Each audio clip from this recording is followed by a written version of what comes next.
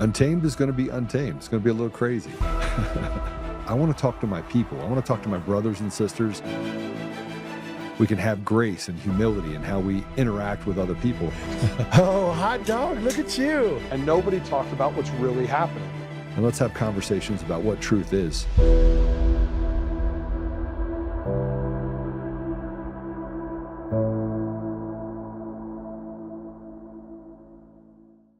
An illegal immigrant is charged with killing a 68-year-old retiree in California. Police say Todd Stewart was stabbed to death on the front lawn of his home in the Bay Area. The accused killer was released from jail one day before this horrifying attack. Senior national correspondent William Lajeunesse has more. Hi, William.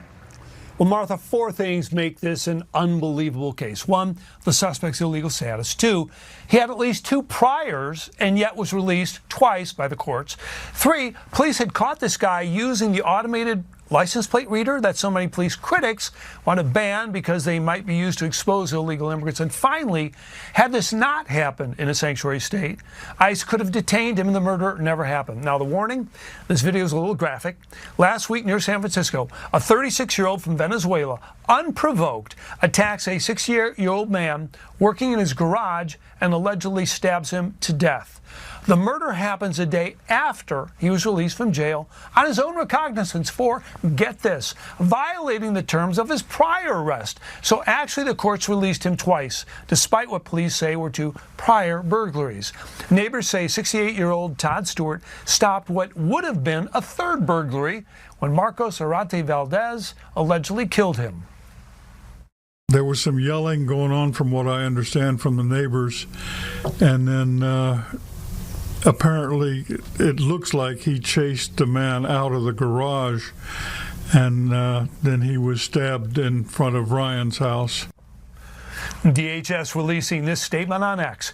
This Venezuelan illegal alien stabbed a father to death in Sanctuary, California. Governor Gavin Newsom must not release this murderer from jail and turn him over to us so we can remove him from our nation. So neighbors say Stewart had lived in this house for 4 decades, loved his wife and 2 daughters. He was building a shed in the garage when he was killed. Arate Valdez will be arraigned this afternoon. Martha? Absolutely awful. William, thank you. Hi, everyone. Welcome. Joe is out today. I am in chair. Class is in session.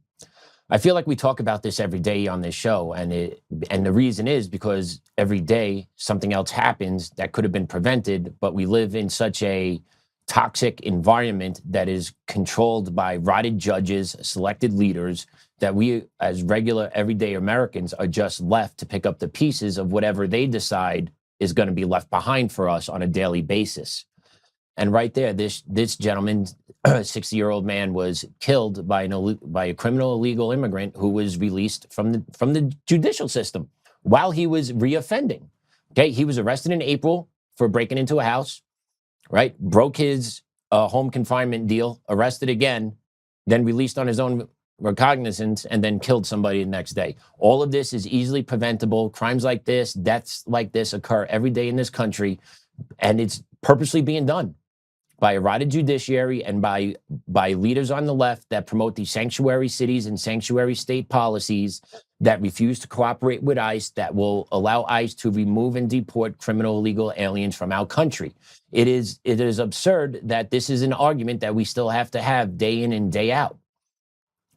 And we're here, and that poor family has to pick up the pieces because their patriarch was just killed because he probably was preventing a robbery of his garage. That's where we are. And all that can be avoided if this judge kept this criminal illegal alien in jail. Not even the state office working with the feds to get him out, just simply keeping a repeat criminal offender in jail. But that is something we don't do anymore. These judges have the ability to decide whether or not a repeat criminal offender should stay locked up if they break their conditions, right? So these judges have all this power to make these decisions on who should be remanded, who should stay in, who should have their rights revoked, and then who should be given a free pass.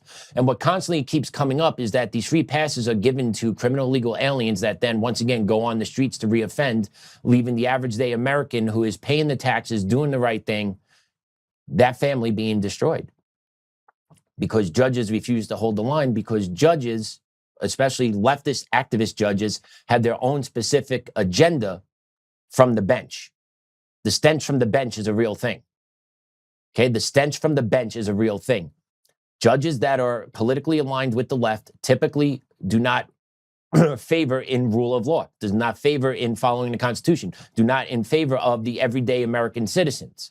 Instead, they empathize and sympathize with the criminal illegal alien that's come into this country. They sympathize and empathize with the criminals that constantly reoffend, and then let those people back out into the street to do what? Oh, what happens again? Oh, reoffend and put more of the American people at risk with no impunity. They don't care, because they have a belief that the judicial system, the one that actually employs them, is rotted to the core, and then what they're doing from the bench is the bidding that needs to be done to create a more fair and just society. Tell me I'm wrong. Tell me I'm wrong. That's not what these activist judges from the bench dictate and do to us. And if you don't believe me, let's take a look at the activist judge that let this repeat criminal offender out to only shatter a family now. Let's put her picture up, and let's keep it up there for a while. Let's make her famous. Contra Costa County Superior Court Judge Nichelle N. Holmes ordered the release of the illegal Marcus Arate Valdez on August 5th, 2026, exactly 1 day before he stabbed an American father and husband. These judges need to start being held accountable. 100% agree. I believe all of America, for the most part, believes activist judges need to be dealt with and handled with and removed from the bench, whether it's criminally or just by violation of duty. Now, whoa, judges have immunity, judges have immunity, judges have immunity. Well, for the most part, they do, especially on the federal level. They have immunity unless they are actually convicted of improper behavior from the bench, corruption, protecting people when they shouldn't be, right?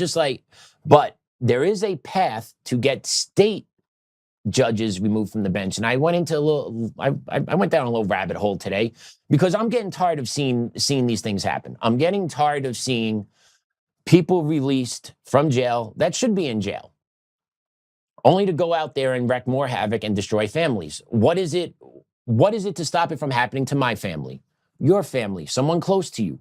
Especially if you live in a blue state and a blue city. Unfortunately, I do. So this is a very real threat out here in Colorado, right? It takes 3 times to sexually abuse a child before you get locked up to be a pedo. Like, that's the type of mentality we're dealing with out here in Colorado. All right? That's the state legislature. Judges can kind of, they can do their own thing regardless, kind of wiggle within the law frame to still hold those people accountable, but choose not to, because no, law says I got to let them out. So these judges are completely fine with letting rapists out here, child rapists out here in Colorado. You have another one here that's just completely fine letting criminal illegal aliens reoffend and victimize the American people, to the point now where this criminal illegal alien killed an American, because that American was not tolerating him coming to his property and taking his stuff, just like any cold-blooded American that believes in their rights. Like, you're coming to my house and steal my shit, it's go time, either you or me. And unfortunately, this is what happens. This is what happens. You have criminal illegal aliens that don't respect the culture of this country, the language of this country, the borders of this country, but yet are giving rights and are allowed to constantly victimize American people, because you have activist judges like this sitting from the bench. Well, we don't know she's an activist judge. You can't really make that, you see the picture, but you can't just gloss over and say, oh no, she's an activist judge. Well, in reality, she is an activist judge. And in the research that I was looking at, I did see that state judges, which she's not a federal appointee, she's a state appointee from Newsom. State judges throughout the United States can be removed from the bench for different reasons. Okay? For one reason that I looked at, this is what I found today. State judges can be removed or disciplined by the state judicial conduct commissions if a decision was driven by clear bias, willful disregard of mandatory law, or substance abuse of the bench. I think the last 2 are out. I don't think she had disregard of mandatory law. I think she just did what she was allowed to do, and she didn't exercise any judgment, and she actually allowed, I believe, her bias to lead to this tragic incident that occurred. Sorry, lost my train of thought for a second. And how could you look at this judge, or how can you think that this judge right here, Judge Nichelle Holmes could have bias? Well, let's take a look here. She did her undergraduate degree at Spelman College in Atlanta, Georgia. She earned her Juris Doctorate degree in 2010 from the University of San Francisco. Before joining the bench, she served as the Deputy District Attorney for Contra Costa County for 12 years, focusing on victim advocacy, criminal prosecution, and social justice within the criminal justice system. Oh, that word social justice. That word social justice is usually tied to other things. It's not isolated. There's a bigger branch other than just social justice. So let's keep going here. She was appointed in 2024 to fill a vacancy on the Superior Court created by the retirement of a former judge, Leslie Landau. So what is the background of this judge, though? Because this is where I'm going to come in and start hammering on that, hey, there is bias here, and there is a way to take this judge off the bench. But the problem is she's out in California, and California, we know, is super blue. They're not going to do anything about this because they're aligned lock and step in their ideological goals of destroying America. So they're not going to hold this judge accountable, but this is being more of just information and factual base for you guys to actually think about, to pass along this information to other people that, hey, there are ways for judges to move from the bench, statewide basis, for bias. And then you got to actually try and connect and make the bias relevant. So that's what I'm going to look to do with her right now, because her history in the education field before she became a judge, and even while she is a judge, is completely laced with DEI. And now if we talk about diversity, equity, inclusion is openly racism. How is there not implicit bias in DEI initiatives that that have the stronghold of that America is systemically oppressive, white males are systemically oppressive, and we need to uproot the American society. We need to change and radically change the system of government in which we are living in. How does working in that and coaching in that environment for years and years and years before you become a judge does not show that you have bias? And then that bias will then bleed over into cases, especially when you're ruling for criminal illegal immigrants, because DEI is all about supporting that specific population as well as Black population, Hispanic population, right? It's all about the marginalized groups. So how could she then be allowed to rule independently, because she's not supposed to have a bias as a judge? If you go through the judicial codes, they're not supposed to allow bias in. But how can she say she is not biased to the system? Because we're going to go through a little bit more what she has done, right? Spelman, she took over in 2024, but here's where you really get a look at what this judge has been tied to. Okay, she has served as president of the Charles Houston Bar Institute and on the boards of organizations such as the Equal Justice Society, the United Negro College Fund, and the USF School of Law Board of Governors. She is also active in organizations such as the Bay Area Black Prosecutors Association. So, once again, I'm hammering at this because with DEI, the DEI's main purpose is to re-image and change the narrative, change what America is. But in order to do that, you need to have a core belief of America, of that America is discriminatory and that all Americans need to be held accountable.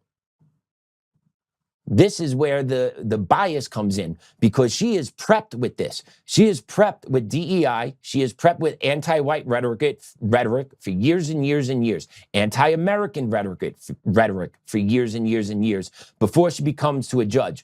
As she's sitting on the bench as a judge, you're telling me all that work in those groups are just done away and she magically disconnects? Okay, maybe she does. But if you talk to these equity people, the ones that preach equity, that's impossible. You cannot disconnect from your bias, because that's what they teach us in our equity trainings. When I was at Cherry Creek School District, you cannot disconnect from your bias. You are programmed with these bias a certain way. So if white people are programmed with a bias a certain way, then Black people are programmed with a bias a certain way. And if you're a judge being programmed into these DEI initiatives, isn't that building a bias case for that judge? Isn't that building an ideological bias and showing how she could be biased? Let's go a little bit further. Let's see what the Equal Justice Society actually does, the EJS. Yes, the EJS explicitly advocates for diversity, equity, and inclusion policies. Their mission centers on advancing civil rights, defending race-conscious remedies, such as affirmative action, which, by the way, was struck down by the Supreme Court 9-0, okay, as being racist. So tell me how this judge has no bias from the bench. She does have bias on the bench. She needs to be removed from the bench. But once again, she's out in California. And once again, I'm not expecting anything to come from this. This is more of an educational tutorial to the audience to get an idea that if you actually look into these judges and go through the backgrounds of these judges, you could prove bias. And if you really want to push the issue, I believe you could push the issue at your state legislature's house or your judicial oversight commission in your state to go after judges once they make these horrible, egregious rulings that lead to the death and destruction of the American people. Let's keep going with the EJS, shall we? Do they fight white supremacy? Yes, EJS explicitly addresses white supremacy as part of its legal and public advocacy work. For example, they publish dedicated public briefings monitoring white supremacy, voter suppression, and systemic racial bias, and focus their legal strategy on dismantling structural racism in the legal system. So if you are working to do that, how are you not bringing your bias to work every day to dismantle the actual system that you're working in as a judge? How? And yet no one talks about this. No one knows about it. It took me 10 minutes to go down the rabbit hole of AI to start pulling information out. And I know it's not perfect, but it's getting the idea out there. She is programmed. She's a DEI agent and she has bias coming into the bench because of the work she's done before. And if they tell you no, then they cannot tell you at the same tone that all white people have bias just for being born.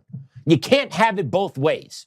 You cannot have it both ways because that's what equity actually teaches. Equity actually teaches white people have bias towards all minorities. Doesn't matter your upbringing, doesn't matter what you've been taught, doesn't matter where you're from, doesn't matter that you grew up poor, doesn't matter you grew up without a father, doesn't matter you worked your ass off your whole life to get where you were. You have implicit bias because of the color of your skin. Therefore, you need to be programmed differently. No, what you're telling me is I need to be programmed like this retard is from the bench that led to the killing of an innocent man trying to defend his property. This is what DEI has done to us. This is where DEI has taken us, and us as Americans are paying the ultimate price because nobody is doing anything to get these judges out of power. But also, if your state or city follows and being a lefty lunatic state or city, you will never get reprieve from a judge like this. So the only way this becomes helpful is if you live in a red state that has activist judges. This is a way you can get them removed statewide that are state appointees. Go after them based on their bias and find their bias from the work they did before they came to the bench. And don't tell me that that can't be done. It can be done. There is no way you could say there is no bias in this judge with the amount of work she was doing behind the scenes and all these marginalized groups, black support groups that she has been a part of leading, advocating for. And then coincidentally, this leads to the death of a white man. Tell me I'm wrong. Tell me I'm wrong. But I am so tired of the rotted judges all across the United States, at the state level, at the federal level. I have had it with them. Scott Valholic out here in Colorado, we're going to get into what it takes to be a magistrate judge. And Judge Regina Rodriguez out here in Colorado, activist judge from the bench, holding up my life and protecting Cherry Creek School District from a massive lawsuit that they need to be smacked with.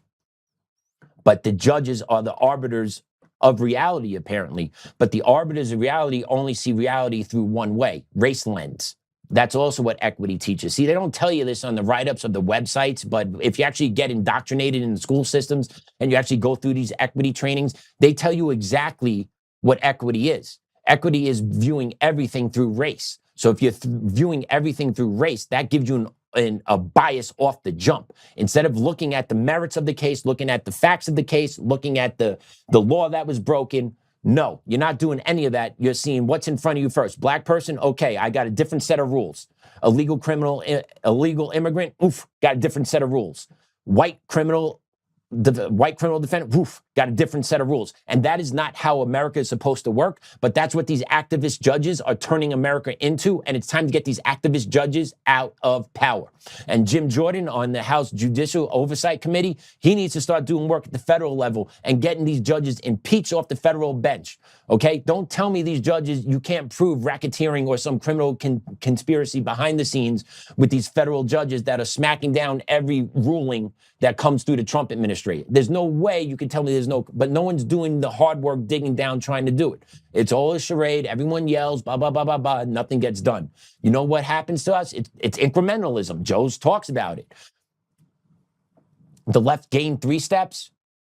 We win 2 steps, net gain, incremental, 1-step victory by the left every time. There is no winning on our side. And if you actually take the 100,000-foot view and look down on America and what's actually happening in front of us, you can't not say that we will not eventually lose the cultural war and the political war, because nothing is being done to get judges out. Nothing's being done about the electoral process, the election machines, right? Nothing's being done about these things. So that just leaves me sitting here looking around like, wow, it's just closing in on us a little bit. The question is, when does it finally hit max capacity?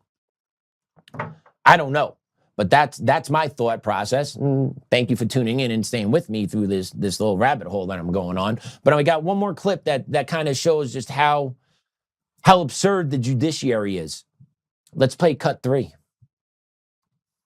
Did you know the judge that released this guy didn't even go to law school? Yeah, not even a lawyer. Yeah, these magistrate judges that are making a decision to release these people without bail, yeah, they're not even lawyers. They didn't go to law school.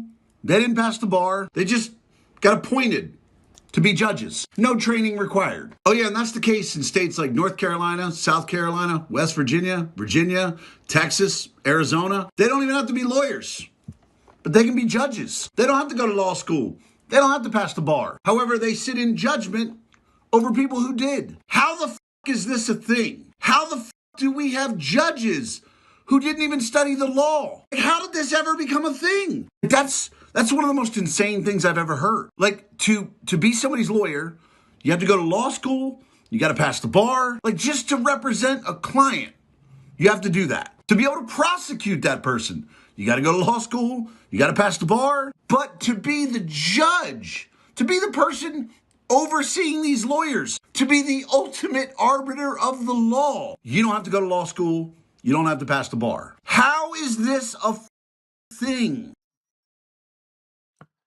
Yeah. So that's actually true, okay? In the United States, there are 32 states that allow judges or magistrate judges to serve without a law degree. And how do we know this? Because this is coming from a comprehensive research study done by law professors Sarah Green and Kristen Renberg, confirmed that 32 U.S. states allow non-lawyers, individuals without a JD, to be judges, magistrate judges from the bench. So here, listen to this. Here's the list of 32 states. So more than half of America, you could have a magistrate judge. Oh, and by the way, take a look at what magistrate judges do. Magistrate judges actually have a great deal of power. They get to decide who gets to go before the real judge. They have an immense amount of power in our system that nobody knows about, no one understands. I didn't even know about it till I got smacked in the face by Scott T. Valhalla. But he's a radical leftist, no big surprise. But I had no idea. There are 32 states here in America that you do not need a law degree, but yet you still can be a judge. Alabama, Alaska, Arizona, Colorado, Delaware, Georgia, Kansas, Louisiana, Maryland, Massachusetts, Michigan, Mississippi, Missouri, Montana, Nebraska, Nevada, New Mexico, New York, North Carolina, North Dakota, Oklahoma, Oregon, Pennsylvania, South Carolina, South Dakota, Tennessee, Texas, Utah, Virginia, West Virginia, Wisconsin, Wyoming. 32 states in our country, you could become a magistrate judge. And the guy in the video, great question. How the F did this happen?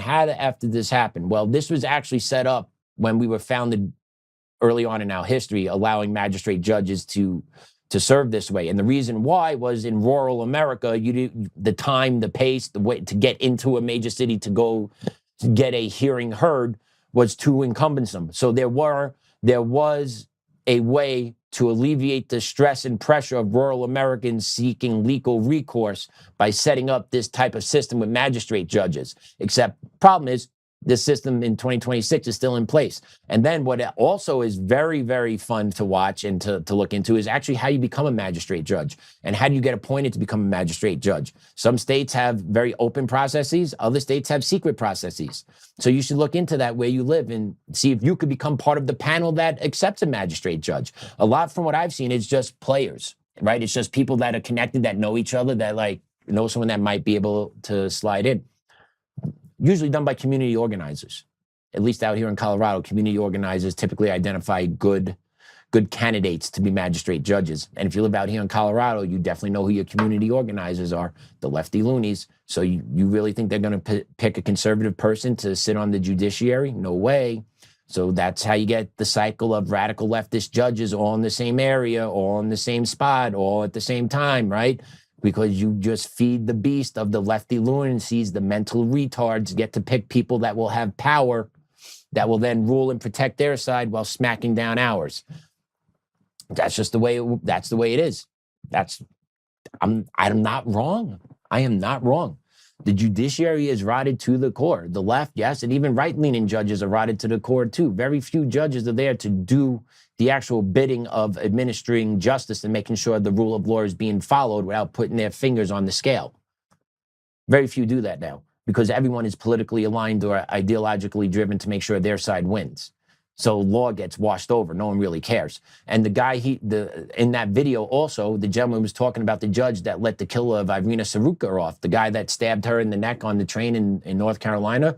He had multiple criminal arrests, multiple offenses, let off, boom, what happens? Have you noticed the trend that these constant reoffending criminals seem to be killing white people? Should I not say that? Is that not allowed to say? But that's the reality of it. That's the reality. Killing innocent white people. Irina sitting on the train, minding their own business. This guy working in his garage. Lincoln Riley going for a run in Georgia, right? Like it's a common occurrence that innocent Americans are being victimized by criminal illegal aliens, and then you have the judges that can do something about it, choosing not to. Actually, instead, choosing to release these criminal illegal aliens back into the streets of America to harm you. And they never have to worry about it, right? The judges, they live in an insulated, pretty much gated community. They have security, they have drivers. So they never have to deal with the riffraff that's on the street. They never have to deal with the consequences of their own decisions, boomeranging him back and smacking him in the face. You think that judge is going to be going out, working in her garage or going out to the store, picking shit up? No, she won't. She probably lives in a gated community, security, has the driver go out or orders DoorDash, right? Living that good life as a federal judge. So you never got to deal with the squalor, what they look down upon every day from their ivory tower. They never have to deal with the squalor. And they believe they're safe up there in their little castle, which they will be for time to time until eventually the whole system comes down. And then eventually those judges will get dragged out into the streets. That's how America is probably going to roll over the, next 10, 15 years, because there is no exit ramp. There is no exit ramp. There's nowhere I see improvement occurring. I really don't. Domestically, I see no improvement. SAVE Act can't get done. Voting machines are still in place. Gas is still high. Food's still high. Electricity's still high. I'm really not seeing the needle being moved anywhere. And I don't see any Republicans really concerned about it. I don't see anyone really talking about it, doing anything about it. Oh, yeah, we'll get to say we may have the votes. Oh, gas is expensive, right? No one's got the answers because no one actually wants to be the man and the adult in the room to clean this act up. So because you got this weak party on the right where it's allowing the left to actually come out swinging, winning some elections, whether or not they're legitimate or not, it's not mattering at this point. What's mattering is that they're gaining power. They're gaining political seats. The machines are not being dealt with. So are they legitimately winning or are the machine selecting them to win, right? Let's think about this for a second. If Trump wanted the machines to be taken out and believed the machines were the issue, why isn't he doing it? It's not the mail-in ballots. Is he part of this, allowing the DSA to magically get seats? I don't know. I don't know, to be honest with you. But I wouldn't be surprised. I wouldn't be surprised at anything anymore at this point. For the guy that said that the election's been stolen since 2020, and they've been stolen before then, but the gentleman that said the election's been stolen since 2020 to 2026, he has not really done what he has needed to do in order to fix this issue. And if he's not going to do what's needed to do to fix this issue, you're going to get more and more radical extremists rising up through the pipelines. Now, do I believe half of America aligns with the DSA? No, I don't. But do I believe there's a growing population in America that is signing up to the DSA agenda? Yes, I do. Yes, I do, especially over the last 10 to 15 years because of what's been pumped into the school systems, right? Like this has been one organized machine from the beginning, and now we're starting to see how this machine was designed to be built for the outcome that they're getting now. Right? You got 20, 30-year-olds flocking to the streets, screaming, Mamdani, Mamdani, socialism, socialism, socialism, capitalism sucks. That's not isolated. That's all been done because of the propaganda that's been shredded, that's been shoved down the public school kids' throats for a long time now. And they have come out on the other side. I'd say probably it's 80-20. I think for every 100 kids that go to a public school, I'd say 80 wind up coming out liberal, 20 come out conservative. And that's all going to have to do with that 20 having good parents at home, keeping them on the straight and narrow without letting the school system hijack those kids as well. But it's all purposely being done. And then the reason why they're doing this is because they want to usher in a new wave of rule. They want to usher in a new wave of living. And they've openly talked about this, the DSA. Okay? Mass amnesty, abolishing ICE. These are real things that they're talking about. And why are they talking about this? Because they don't give a crap about the United States. They don't care about our founding principles of the United States. They don't care about the Constitution of the United States. They just want to destroy the United States because we're bad. Somehow we're bad. They all come here to live. They all come here to take our money. They all come here to take from us. And at the same time, we're all pieces of shit as well. It is crazy to me. I've never thought people would move to a country to live by people that they hate. But these people do. These people do. I don't move somewhere. I would not move somewhere to go live by people I hate, to go want to change their way of life. I wouldn't do that. I wouldn't do that. But DSA has people that want to do that. DSA is being used by the Muslims to come in and siphon off power every which way that they can. The Red Green Alliance. And they've openly talked about it. So I want to play this clip. This clip is from a gentleman by the name of Hassan Piker. Now, if you haven't learned who Hassan Piker is, he is a very big player in the DSA liberal left-leaning field. He is a political advisor. He has not run for office, but he's a political advisor. He's friends with AOC. He was attached to Al Said in Michigan that just won his primary recently. I want you to hear what this guy, Hassan Piker, who is running campaigns for DSA agents that are winning state houses, that are winning primary spots to run for the general election, to get House seats, to get Senate seats in our Congress. Why don't you listen to him, what he thinks about the U.S. Constitution? It's unconstitutional. Man, you can and suck me from the back, okay? I the Constitution. I wipe my ass with the Constitution. It's a piece of paper, dude. Shut the up. Mother the Constitution and mother this country, okay? You stupid bitch. There you go. Was that not clear or loud enough for all you to hear? This gentleman is running campaigns for the DSA. He is openly saying, F the Constitution, suck me from the back because of the Constitution. I will wipe my ass with this Constitution. It's a piece of paper. F this country.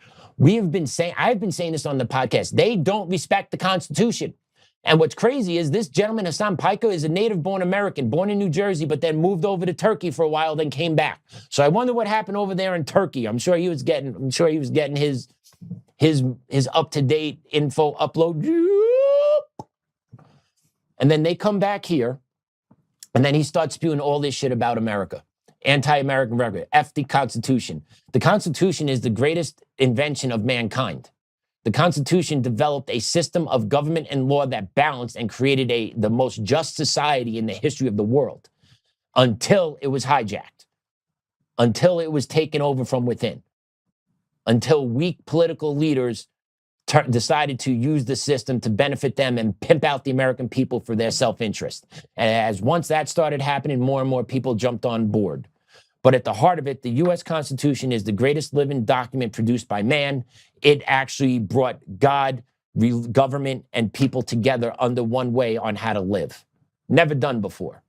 And we became the most successful, prosperous, safest country in the world. To the fact now that we give money in the billions of dollars to every other country in the world except for maybe like 5. And then you have this piece of shit sitting there saying, F the Constitution, F this country. These are the people that are looking to change your way of life and my way of life. And there you have it. Like, you can't say, oh, well, we got the Constitution to protect it. The Constitution means nothing if you don't respect it. And it's very clear that that side does not respect the Constitution. They will shred, step on, and destroy the Constitution whenever they come to power, because they have no respect for it. They have no respect for the history and lineage of this country. All they see is, I want to destroy this country. This country is a white Christian nation. It has to go. And until you realize that, until you come to terms with that, and until you stand in the face of evil and challenge these assholes on the streets, at the ballot box, every which way, they're going to keep incrementally us to death. It's amazing that someone can say that stuff and then grow in popularity here in America and specifically in a political party, but that's what he's done. And if you don't believe the Democrats are not the Democrat socialist of America now, you are sadly mistaken. There are no moderate Democrats left. You cannot be a moderate Democrat. If you're a moderate Democrat, you are a Republican now at this point. And I don't even want you, but yeah, you're a moderate Republican. The DSA will have full control of the Democratic Party by 2030. I guarantee it.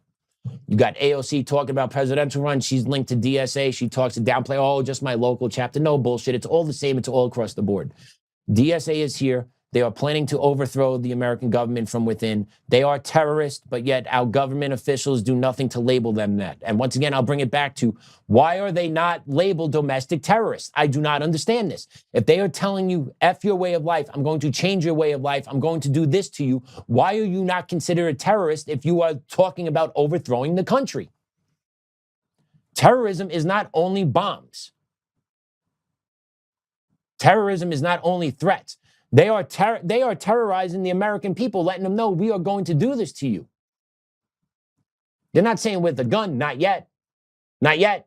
But once they get in power and they tear up the Constitution, you think they're not going to act with impunity? Just like, I'm going to round people up, throw them in camps because I don't believe they have a right to coexist here because they think differently than I do? Because that is exactly 100% what DSA does. That is 100% the fact that what equity does. That is 100% the fact what that judge in California does. And that mindset is encroaching all throughout America, attacking our values. And then we got children coming up behind that. My child is going to be raised in a world where a target is on his back 24/7 just because of what he looks like. It makes no difference that he's the sweetest kid ever. Makes no difference that he has friends that are black, Spanish, and white. Makes no difference that we just got invited to an Ethiopian birthday party next weekend. Makes no difference that we get along with all different types of races in our neighborhood. Makes no difference because he is a white male. He will have a target on his back. Because punk asses like Ron Garcia, E. Ortiz, and the equity-minded folks that run school districts and all that shit throughout this country are promoting this anti-white hatred into the school children that then bleed out into society. That's why you're seeing attacks on white people increase. That's why you see the beatings of white children by the hands of black and brown kids on the playgrounds increasing throughout our country. It's because kids are being programmed in the public school system to hate white kids because of equity. Because kids in schools are taught you don't have because white kids do have. That's what they're taught. End stop. And then you break kids down into these affinity groups where you have black groups, brown groups, Asian groups, trans groups, oh, sorry, forgot this one. We got our mixed races group because we almost had a fight in our affinity group because a kid had mixed parents. So you're telling me there's not racism that's being injected into kids at every level across the board in the school systems? You are so sadly disconnected. And then at the same time, you have these special groups for all these special races that are allowed to play out. Do you have a white kid support group? Or let me ask you this one. If you're in a minority school, I'll go one here. All right, if you're in Overland School, if you're at Overland High School in Cherry Creek School District, white kids are the minority there. Do you have an affinity group for yourself there? I guarantee you don't. I guarantee you don't. But affinity groups are supposed to be made for minorities. Well, only in majority white populations they can have that. So when the minorities are the majority in a population, the whites are not considered the minority, therefore they can't get the affinity group either, right? It's all word language, it's all mumble jumble. It's all a way to minimize white people. It's all a way to minimize white people. And if that's not enough, you also have the churches that are catching on fire throughout America, right? We played a couple a month or two ago in Brooklyn, New York. Church went on fire. Up in Buffalo, they've lost some churches as well. Well, one of the churches up in Buffalo that was burned down a couple of years ago, not recently, but a couple of years ago, is now being unveiled as a beautiful new mosque. Let's play cut 5. Okay. So I'm at Masjid Al Salam in Buffalo, New York. It's beautiful. I'm trying to get the full image, but yeah, it's a beautiful mosque, and yeah, just come inside with me. Do you want to show Nano how to make wudu? Benji's praying. Do you want to show Nano how to do wudu? So look at the sign for me. It says, for those unaware, this is the mosque that this Muslim is standing in front of. She's saying it's beautiful, and she's posting it to social media for her followers, kind of claiming that they really built this building and it is very beautiful. Well, what actually is this building? If we do a little bit of history, this mosque is at this address. And what was it before it became a mosque? Well, it was a Roman Catholic church, of course. So that's why it's beautiful, not because Muslims came here and built this beautiful building and created a mosque. No, it was a Roman Catholic church. So yeah, this is a phenomenon that's going out throughout the country, that old abandoned churches are being taken over by Muslims and converted to mosques. Yeah, it's happening all over. And honestly, the Vatican is at fault here. The Catholic Church is at fault here because of their inability to deal with the times and losing its followers and its abuse and its child peddling and its protection of pedophilia priests. It cost a lot. It caused a lot of Americans to walk away from the church because Americans didn't want to be involved with that corruption and that dirtiness. And then there's the repercussions for that, right? The churches lose followers, don't generate the money needed to keep the churches up and running. Churches close down, become abandoned, become dregs on the community. Bad things happen to them, get destroyed. Bums come over, alcoholics, drug users. Things start happening. The buildings become dilapidated and eventually get turned over. It's being done everywhere. And Catholic churches are becoming the new mosques here in America. And if you're telling me we're not being taken over, I don't know what to say. There's over 3,000 mosques in America today. But yet Muslims are only, 4 or 5% of the population in America. They have 3,000 mosques, and this is not an invasion, all being fueled by DSA. And also, let's not forget this. The right is also guilty in this. The right is also guilty in the selling out of America through the visa program and bringing in, quote unquote, refugees that never go home. They're just taking over America. And then these people have multiple wives, multiple homes, and live off the government dime for the most part. So they're taking over our churches. They're taking over our communities. They're taking our tax money. And yet we're the ones that are the racists still. We're the ones that are the bad ones. We're the ones that we have to be fine with this happening. Otherwise, we are a racist. No, we don't. Because Islam is an invading religion. The term Islam itself means to submit, submissive. They're not looking to coexist. They're looking to take over. And that's the reality in America today in 2026. And this is all playing out right in front of us. And we all see it. We all smell it. We all see what's going on. And nobody is acting to stop the selling out of this country to foreigners because our selected leaders are enriching themselves through this process. I was talking to my wife last night about it. I was talking to my wife about this last night. We were talking about it. My wife's in the healthcare field, and she was talking about out here in Colorado, a lot of CNAs. These are aides that work in nursing homes. Most of them don't speak English. Some of them speak Spanish. A lot of them are from Africa, Haiti. Also, my wife was telling me, and the residents at the buildings that my wife is working at have complaints about the staff because the staff that has been brought in don't understand what the residents need because there's a language barrier.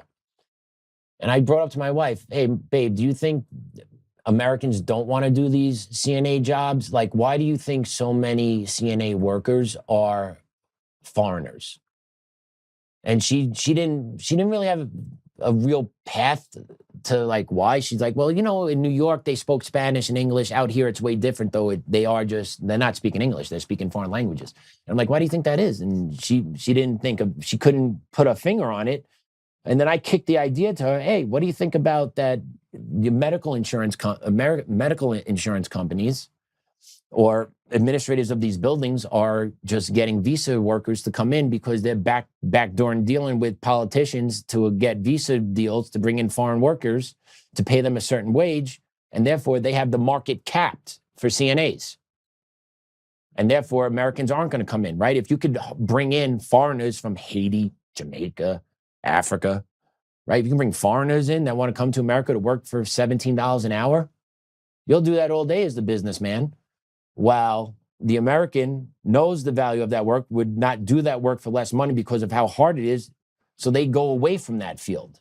So that, to me, that's what's happened in the CNA field out here in Colorado, is that these buildings have worked out deals to bring in workers through visa programs. I don't know if that's true or not, but to me, it logically makes sense. It keeps the wages low. Just like the same thing with the visa coders coming in or the visa workers for 7-Eleven. Have you guys seen that one? That 7-Eleven has visa workers to come in to work for them? Then you tell me regular Americans won't work at 7-Eleven? No, 7-Eleven is doing this to keep their wages down, to keep out American workers to applying so that they keep that conglomerate working. It's all the same. It's all the same. And they're not able to do this without the corrupt politicians doing their bidding for them because of the payment, right? Donations, this, and the other, whatever the hell it is. But that's really what I believe is going on. And yeah, that was just a little conversation I had with my wife. But it ties back into that we constantly allow foreigners to come in. But do we really need them? Do we really need them in a country of over 300 million people? Do we really need to keep bringing foreigners into this country to fill jobs as political refugees, war refugees, right? We don't need any of this anymore. But the money is too great for people to make a cutoff of the NGOs, the charities, that then take that money that they get from a government contract and then give it kickbacks to the government officials that then kind of let the cycle just rinse, wash, repeat over and over again. So yeah. All right, we'll take a quick break. And when we come back, we'll just talk about the mental dystopian society that the left is creating for us. We'll be right back.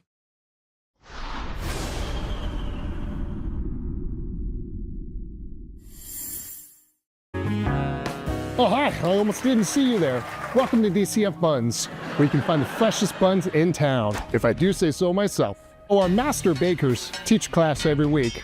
So whether you're new to baking or trying to improve your culinary skills, we got you covered. And we can help you bake the cake of your dreams. We'll even clean your cake if you want. And if you don't want to bake anything yourself, we have loads of fresh buns available in a variety of shapes and sizes. Check us out at dcfbuns.com to learn more. DCF Buns. We keep the buns hot and the deals hotter.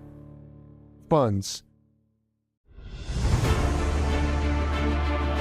In every thread, in every stitch, Honor-Bound USA weaves the fabric of the American spirit. It's not just apparel, it's a testament to God, family, and country. At Honor-Bound USA, we're a family of patriots who put our faith, family, and America first. When you visit our website, you'll find a line of products that embody our commitment to pray, stand, speak, and act. As the official site for the Untamed podcast, all of our products proclaim speaking the truth with courage we also have the powerful documentary from Professor David Clements, Let My People Go. Identify yourself as one of the few who are willing to stand for what they believe in.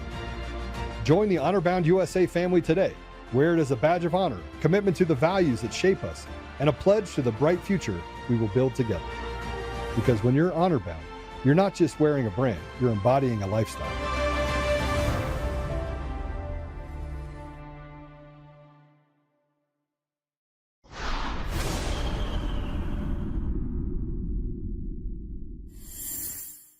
My name is Chase, and I am a butch, non-binary high school teacher, and this is my plan for back to school this year. The first thing I'm doing this year is I'm just going by Chase.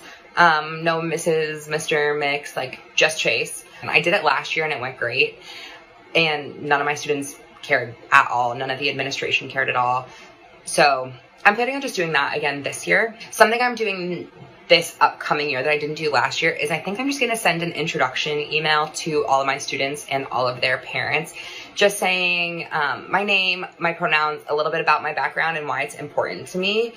I know that not every single parent is going to understand and not every single parent is going to care or be respectful, but I think my job as a teacher is to educate people, and if that means I get to educate the parents too, awesome. The third thing I'm doing this year is a pronoun lesson. I'm doing it day 1. I just tell my students that I'm non-binary. I use they, them pronouns, and that what non-binary means to me is that I'm not really a boy or a girl. I'm kind of just doing my own thing, and a lot of them really get it. My students last year would correct each other when they messed up my pronouns, so I'm kind of just hoping for the same thing this year. I am excited for back to school. Wow. Wow. Yeah, but that's Chase, butch non-binary teacher in the Bronx, New York. My kid ever get to sign that thing, I am requesting a class change immediately. No questions asked. No, out. Pronoun lesson day 1? No, out. No. Yeah, you have a right to educate me, the parent, over your mental health issues. No, you don't. And if my kid is going to call you a she because you're a she, that's the way it's going to be. Now, this teacher works in the Bronx, so chances are she's going to get majority immigrant population, because if you actually take a look at the New York City public school system, over 50% of their kids are immigrants. That was something that came out recently also. That's why the reading and math scores in New York City are so awful, is that the majority of their students are not native-born English speakers. So that's another problem. But, unchecked migration has no educational blowbacks, no problems whatsoever. And then let's not forget, what about the regular, everyday American kid that is still fighting to survive in a classroom in New York City? What do they got to deal with? You got to deal with shit like that, saying, no, we're going to do this day 1 because that's what's most important. No, you're a high school teacher. No, that's not what's most important. It's maybe most important to you because you need the affirmation from young children in front of you, because you're a mental weak widget thing, whatever you are. But that's what walks into our education field, are people like that. And then they feel like they have the moral high ground and moral authority that my job as a teacher to teach everyone. And I'll teach the parents this. No, you will not. You're a female. You could like to be called whatever you want, but I prefer not to call you that. So where's the line in the sand? Where's the line in the sand drawn? Right? Where's the line in fantasy land? Where is the line drawn? You prefer to be called a certain way. I prefer to deal in reality. Rubber meets road. What are you going to do with it? Are you going to start suspending and disciplining kids? No, what you're going to do is you're going to pressure kids into giving into your mental conformity because you're a weak individual. You're like, that's not really respectful. It's hurting my feelings. At the same time, this kid could say, you're lying to me because you're not a they, them. Okay, they, them implies more than one person. That's another part. It's grammatically incorrect. So not only is the educational teaching an issue in the schools, they're also not teaching correct grammar just on introduction of a person. They, them. Where's the rest of you? It's just one of you? They, them. But that's the educated. It makes sense. Proper grammar. But it doesn't matter, because the ultimate goal is to push their political agenda, which is to corrupt as many young children as they can in front of them every day. And that's what they're going to do. And if you think that's not an issue, wait until you see the who just won the Democratic nomination for Senate in Minnesota. Godspeed, Minnesota. Godspeed. Cut 2. Assalamu alaikum. My name's Peggy Flanagan. I am the Lieutenant Governor of Minnesota, and I'm really honored and humbled to be here with all of you today. I am incredibly clear that the Somali community is part of the fabric of the state of Minnesota. I think about my friendship with Nimco. We've been friends for almost 25 years.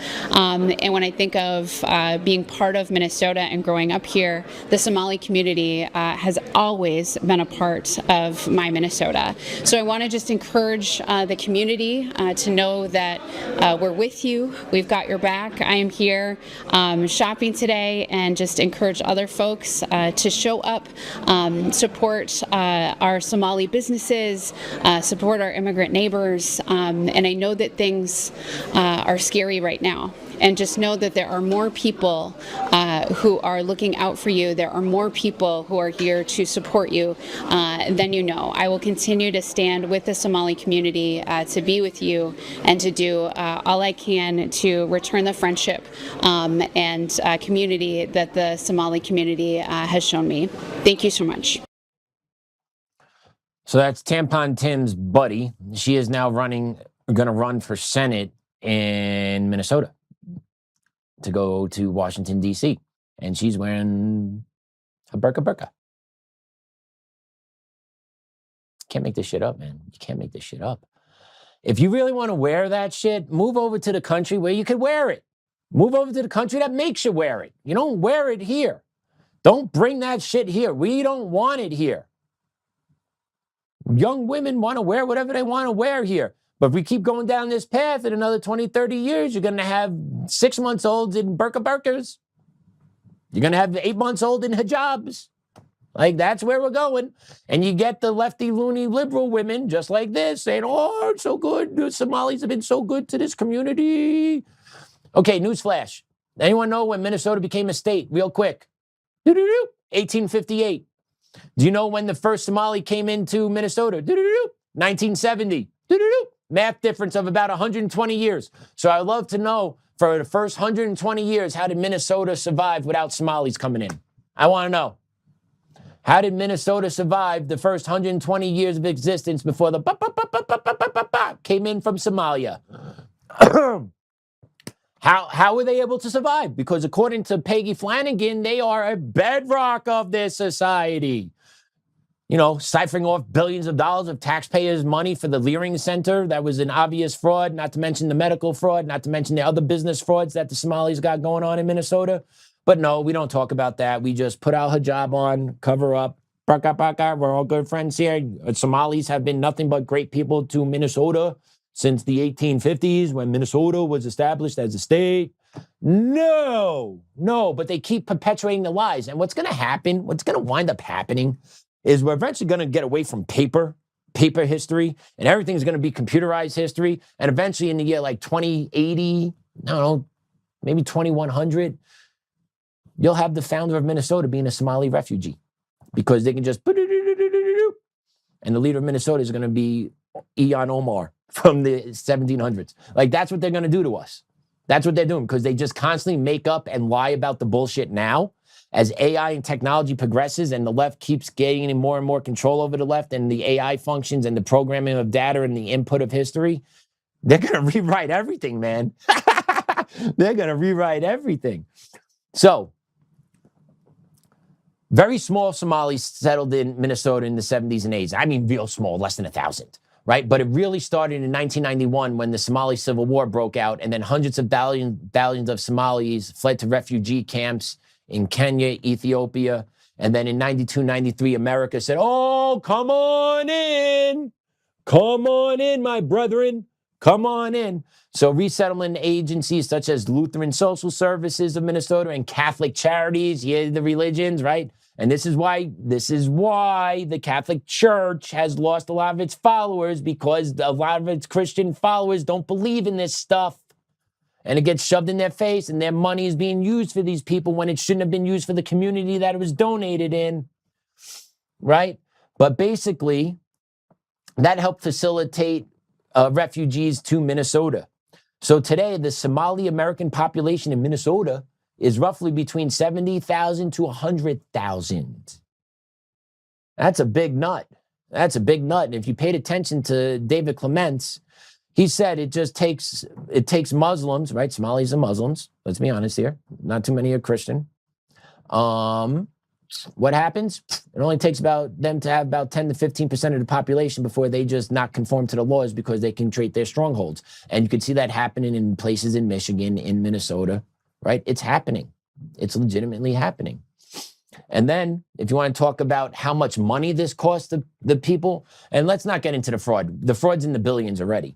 But the Housing Stabilization Services launched in 2020 as a Medicaid-funded state program to help seniors, low-income individuals, and people with disability find and maintain housing.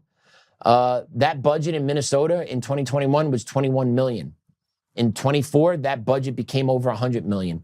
So just siphoning off millions of dollars to whoever, wherever, whoever wants to, hey, hand out, boom, thank you, thank you, thank you.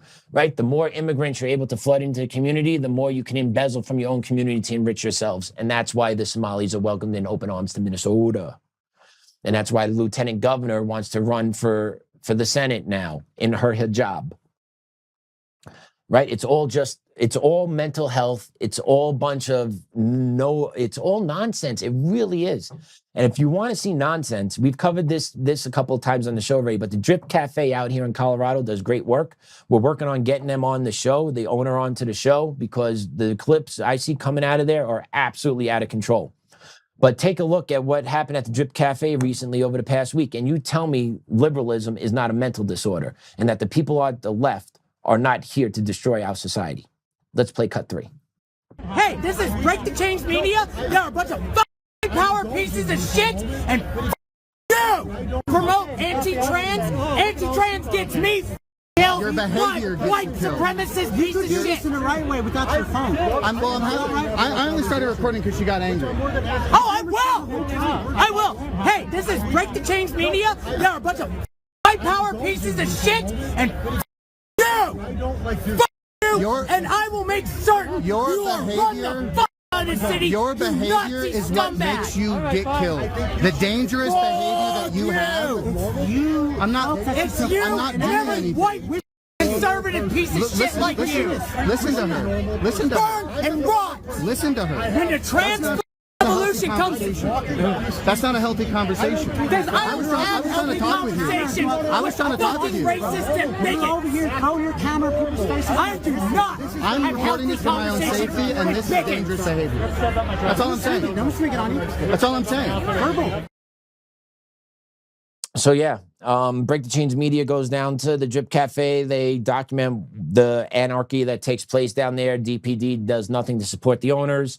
If you go into that place, buy a cup of coffee, come out, you are met by just a mob of mental midgets that think you are the greatest threat to their livelihood, even though you're just in there buying a cup of coffee, supporting a business that helps homeless people, which you think the left would support, but it kind of doesn't because they also have religious values. So now, can't do that.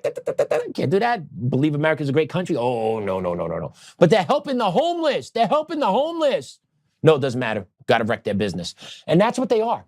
They are mental midgets that are bullies. But then when you push back against the bully or you punch the bully in the mouth, they cry, and then you're the one that actually has to do the apologizing. It's the most insane upside-down world we live in. That's why our society's on its head, because you give spaces to people like this. And then you have cities that allow this type of behavior. They're basically terrorizing a business on the nightly.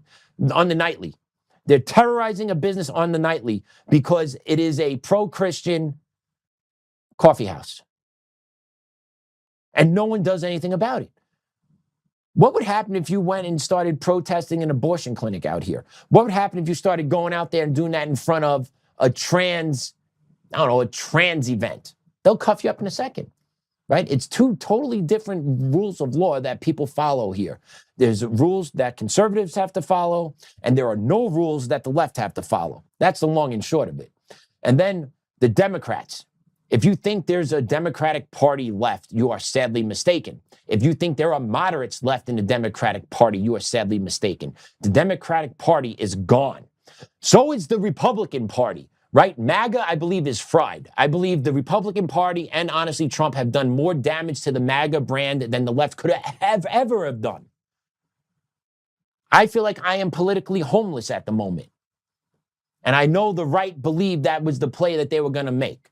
I believe the right believed that we're going to do whatever it is we want to do, not what the American people want us to do.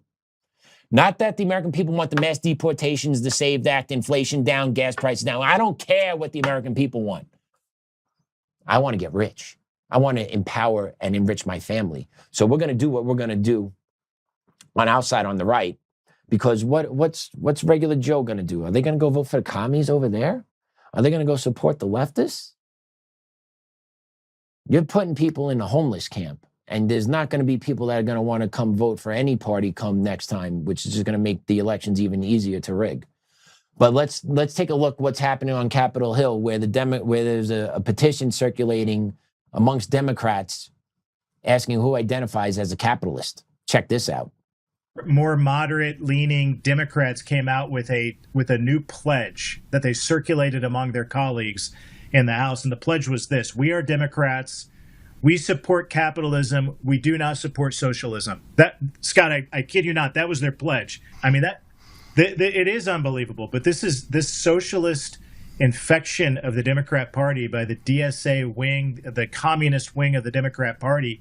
They have taken over, and you're right. When AOC is leading the Democrats in the 2028 presidential race against J.D. Vance leading it on our side, it's going to be an epic battle between two totally fundamentally different worldviews about what America is. Is America good or not?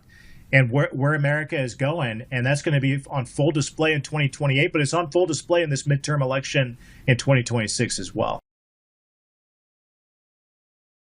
So yeah, the majority of people in the Democratic Party on Capitol Hill refuse to sign off that they believe in free market capitalism.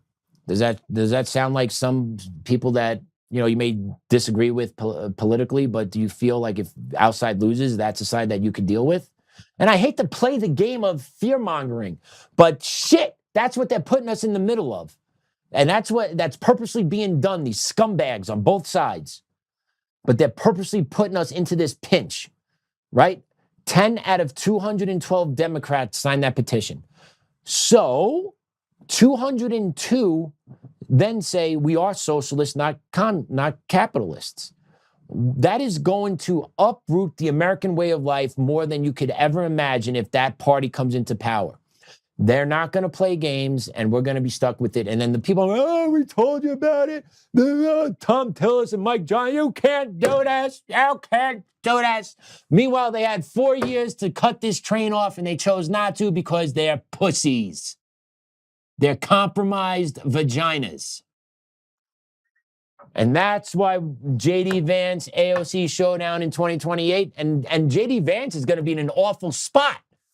He is going to be in such an awful spot if he's the nominee, because he's going to have to say Trump did great, all in the meantime he didn't. And he's going to have to actually say where Trump failed, right? So like he is going to be in an unbelievable hard spot in 2028. All in the mile, if Trump and his administration focused on the domestic policy of America, it wouldn't even be an issue. But Trump didn't, because the rhinos and the uniparty threw him off track, and he was more than happy to follow that scent that they gave to him, because that's where we're here. Oh my God, it pisses me off. Makes me so frustrated, because this was easy. This was a slam dunk when Trump won the election coming in. Had Congress, had the state, had the federal government, had the Congress, he had it. He had the legislature, had the executive, had the judicial. Sorry, I couldn't get there. My brain was firing. He had it all. Could have ran away with it. Could have set up a dynasty for the Republican Party if there was actually good people around him. Could have done it, but didn't. And instead, he is opening the door for DSA. He is opening the door for the Democrats, giving this country away to them, because Americans are not feeling they have anywhere to go. And then you're going to get this. Here's a clip of AOC talking about, oh, woke 1 was crazy. No, woke 1 was the warm-up. Woke 2 going to get crazy. Let's play it. I have a local city councilman that has this saying, woke one was crazy. Woke one was crazy. Okay, that's and I think that what's important is that we have to assess what was it. I mean, did the movement go too far with some of those positions? I mean, you briefly supported the idea of defunding the police. Well, I think that during this time and especially during COVID, there was a huge opening of the Overton window. We were shut down. There was some of the highest unemployment rates that we have seen because of those shutdowns. Yeah. And I think that the doors were really open in trying to entertain any and every policy that was going to get us to a better place. And I actually think that the discussions that were had in that time were quite fruitful. I think that when we talk about crime today, it's fundamentally different than the way that we talked about crime in bringing crime down, right? Mm-hmm. And I think that we all share in the goals of having as low a crime rate as possible. I think that, during lockdown, of course, rhetoric in that time is not rhetoric that we would use today. And I'm grateful that these candidates have the opportunity to present who they are to their electorate and what they're campaigning on in this moment. Lying through her teeth. She spent years talking about the systemic oppression of people of color, white supremacy, the hatred of white people are the ills of this country. Meanwhile, she was engaged to a white man. Isn't that funny how that always works? The ones that say white people are racist typically surround themselves or marry into white families. I wonder why that is. If you dislike white people and believe every white person's racist or systemically oppressive against you and your people and your ancestry and your heritage, why do you date, marry, and integrate into a white family? I don't understand that. Ronnie Boy, can you answer that too? Because you've done that too. You married a white woman. And I'm just curious why. Just why? Why? If you it just doesn't make sense. It doesn't make sense. And then she's talking about the woke one was crazy, defund the police. Oh, we're trying. No, yeah, do you really think crime is better now? It's not. Crime is down, and that's only happened since Trump came into office because he threatened to use the National Guard to go into blue cities and blue states to enforce laws. That's the only reason why that's down there. And then that piece of shit journalist on there doesn't point out that issue whatsoever to her. Doesn't point out that she talked about defund ICE and defund the police. How do you feel about ICE now today, AOC? Should ICE be defunded? Yes, it should. Oh, okay. So where is the rhetoric changed? Should mass amnesty be given to all illegals that come into the country? Yes. So where is the different in the rhetoric here? There is no different. She is lying through her teeth. Her teeth. She's lying through her teeth, right? They lie every turn. Then they're looking to kind of minimize the damage. But if you actually listen to the politicians that are running for office that actually made it through the election cycle this time, they talk about defunding ICE. They talk about amnesty for illegals. They talk about packing the Supreme Court. They talk about doing these things, right? So they win at the local levels. AOC is doing this to kind of protect her national image, right? To cover the national image, to rebrand herself. Because she's coming in 2028. Newsom's coming in I can't wait to see what that shakes out like on that side, too. It's going to be insane to watch. Just who lies the most, I guess. I don't know. What's a woman? I don't know. Really, AOC? You just decided to freeze your eggs, though. So are you a woman? Do you identify as a woman? If you identify as a woman, does that give you the eggs to freeze? At a question? Could you identify as a man and then jack off into a cup, too, at the same time? Food for thought here. No, you freeze your eggs because you have a vagina, because you were born as a woman. You were programmed a certain way. You cannot change that, no matter how hard you want to. So I'd love to see how she's going to defend that also as that comes up. Man, been a busy show. I've gotten going a little bit today. Hope you guys enjoyed. But I want to close with this clip. This clip is made me smile today. It made me smile today. This is former NBA player Royce White, who's talking about declaring for the WNBA draft coming up. Cut 6. Right now I'm just having a blast in my feminine era. I never thought that I was a woman. I've always trusted the science, and I thought I was a man my entire life. But after further review, strong look at my personal preferences. it would appear that I am indeed sometimes identifying as a transgender woman, and I think it's only fair I get a chance to play with some of my queens here in the twilight of my career, my athletic prime. So yeah, Royce White wants to hoop in the WNBA, and why would you not? Why would you hate on him? There is no clear guidelines in the WNBA about what a woman is. So if he could identify as being a woman, what would be the issue there? Especially the WNBA is all about supporting trans and being inclusive, right? So why wouldn't they support Royce White looking to sign up? And there's also a stud in France. If you haven't checked out this stud in France, I should have had that for today. But there's a stud in France, 21, 22 years old, I don't know, 6'1", jacked, averaging a double-double. It's a man playing in the women's league, but averaging a double-double. That seems like to be a good fit in the WNBA too. But all of a sudden, these WNBA players are a little skeptical. Oh, I don't know. And now, I don't know if you heard, but the welfare league, the WNBA, it's the NBA's welfare league, because the WNBA will not be able to actually sustain on its own. It actually takes money from the NBA every year in order to survive. So it's a welfare league.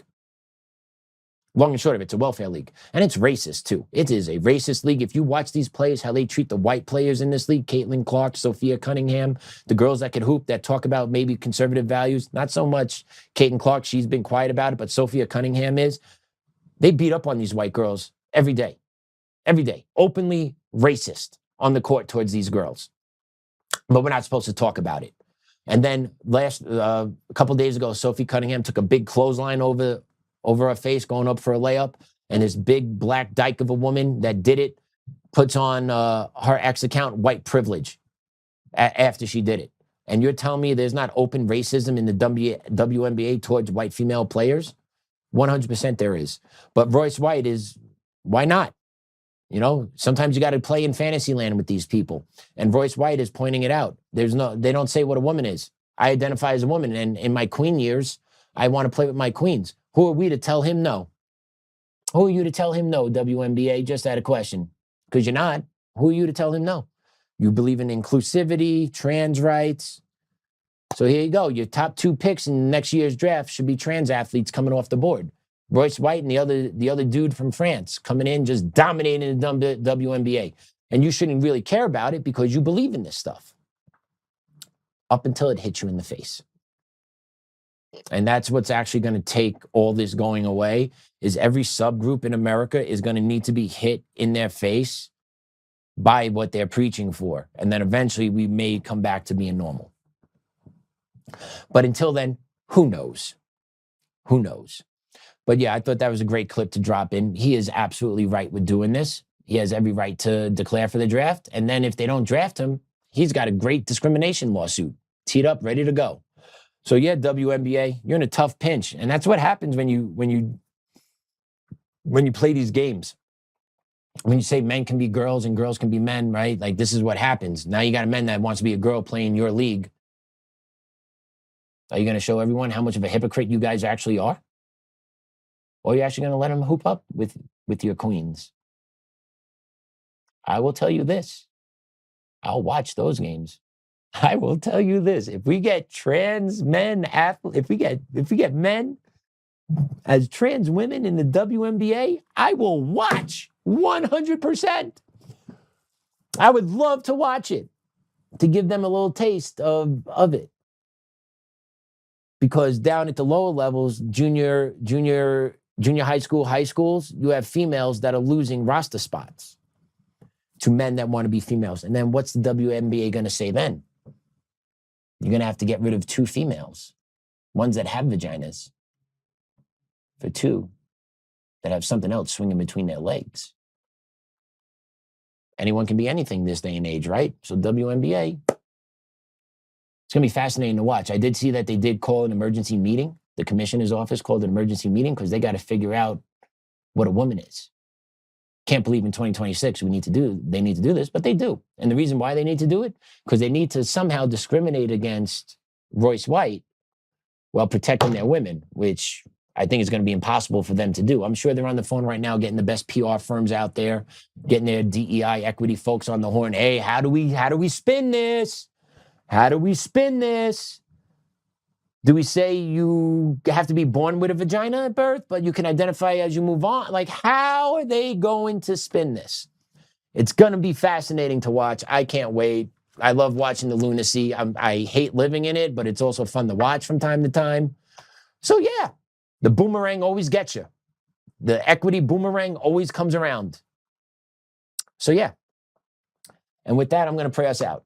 In the name of the Father, Son, Holy Spirit, amen. Dear Lord, thank you for the opportunity to sit in this chair and speak to the family of Untamed Nation. It's always a pleasure speaking to our people. Dear Lord, thank you for America First Legal and their representation of myself and my family in our lawsuit that we're still waiting to see through on Cherry Creek School District.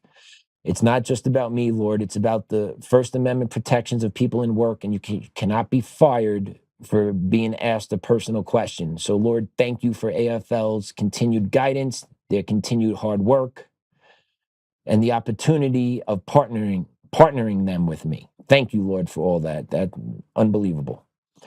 Dear Lord, thank you for the beautiful weather out here. Thank you for all the good people here at Untamed Nation and what we're building and what we're building towards. Lord, watch over Joe as he travels. Watch over our families every day. Watch over the young generation here in America as they need your guidance and love and support more now than ever, and protection from the evils in the world. Hey, Grandma, Grandpa, Dad, love and miss you guys every day. Our Father who art in heaven, hallowed be thy name. Thy kingdom come, thy will be done, on earth as is in heaven. Give us this day our daily bread, and forgive us our trespasses, as we forgive those who trespass against us. And lead us not into temptation, but deliver us from evil. Amen. In the name of the Father, Son, and Holy Spirit. Amen. All right, everyone. Hope you enjoyed that one. I think I might be back tomorrow. Joe may be busy again. But I guess I'll find out. And you'll find out too.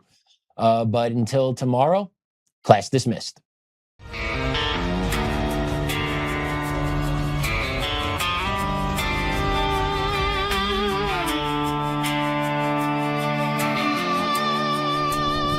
Rise up untamed, in the heart of the fight where the wild ones roam. Joe Oltmann's calling, bringing truth back home. From conservative daily to this untamed fire, we shatter the silence, lifting spirits higher. No chains can hold us, no lies can prevail. Authentic and fearless on this rugged trail.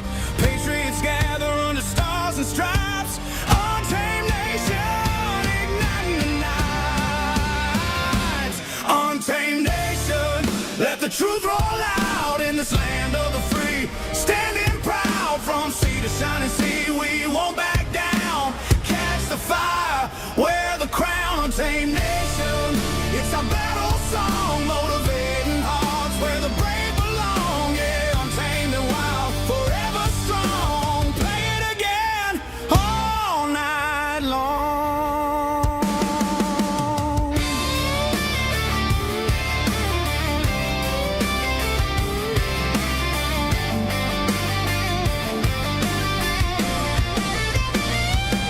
Break the mold, chase the real. No more games, time to heal. Joe's voice leads the untamed crew. Truth matters through and through. Untamed nation, let the truth roll out in this land of the free. Standing proud from sea to shining sea, we won't back down. Catch the fire, wear the crown. Untamed nation, it's our battle song, motivating hearts where the